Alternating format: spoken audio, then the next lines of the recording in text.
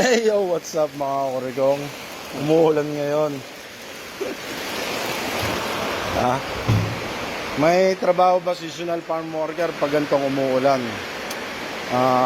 Yung iba po pag may greenhouse may trabaho. Pero pag binaha yung greenhouse, siba, kawawa kayo. Mostly pag sa labas ang trabaho, pag gantong kalakas, grabe lakas ng ulan, wala po yan, di pinapapasok ng employer yan.